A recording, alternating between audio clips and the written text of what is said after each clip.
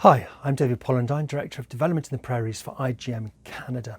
And I'm back to give you some updates about how IJM's work on protecting the poor from violence is going after 1 year of having still navigated COVID-19 across the globe and actually contemplating now a third wave. Because of this pandemic, IJM has reset itself to protect people in poverty from violence and slavery in 3 ways. First, with an immediate response, helping people affected by COVID-19 now. For a near-term response, continuing to do investigations and rescues. And a long-term response, partnering with governments to protect the poor from violence and slavery. So first of all, an immediate response, helping people affected by COVID-19 now. And for that, we're going to the Dominican Republic. IJM Dominican Republic and Aerodom, the largest network of airports in the DR, have signed an agreement to bring an end to sex trafficking in the country. While flights on the whole are grounded, this partnership is in place for life after COVID-19, where we will undoubtedly see a surge in air travel and potential trafficking. This exciting new partnership will work with IJM to combat sex trafficking in 3 ways. First of all, launching awareness campaigns in terminals. Secondly, training staff to recognise the signs of trafficking. And thirdly, establishing additional protocols to report these crimes to local authorities.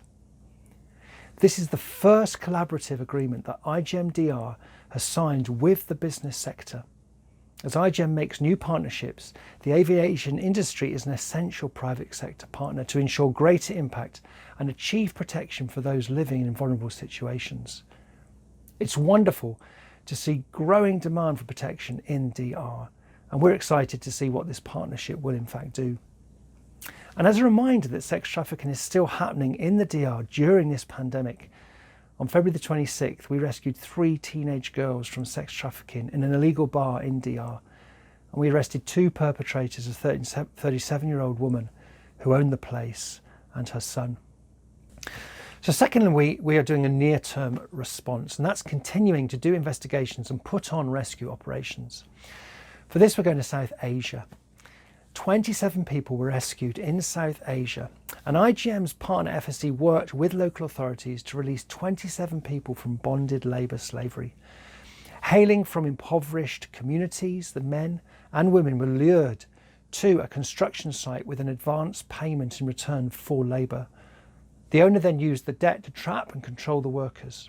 Fortunately, FSD heard about the situation and collaborated with police and government officials to investigate and confirm that this was in fact a case of bonded labour. The rescue operation was a success, and workers were also given release certificates to confirm their freedom. Police filed a report against the worksite owner, and we're thrilled to see the growing sensitivity and professionalism of local authorities across South Asia demonstrated in this case. So the third way that IJM has reset during COVID-19 is with a long-term response, partnering with governments to protect the poor from violence and slavery. And for this, we're going to Uganda. This is what safety and security can look like for widows in Uganda. A support group of women free from fear that their land and livelihood will be stolen.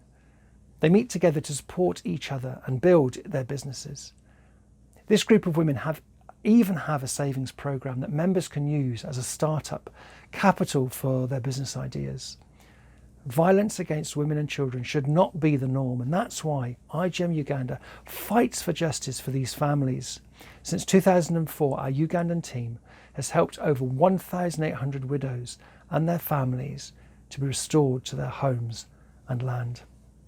Thank you for joining me again this week, and I'll be back in a couple of weeks again. And I want to finish with just a reminder that I'm still doing the Lent campaign, All for Freedom, IJM's campaign, to really raise awareness about the products that we wear, that we use every day, that are in danger of being tarnished by slavery, of having slavery, child labour and slavery caught up in the supply chains. Myself and my colleague, Ravina, who's actually based in South Asia at the moment, we focused on coffee, but it could be actually many of the products that we use are in danger of having been touched by slavery. So if you want to just find out more about what we're doing, and if you want to give towards this cause, then you can just go onto this link here and you can just donate donate something there, that would be fantastic.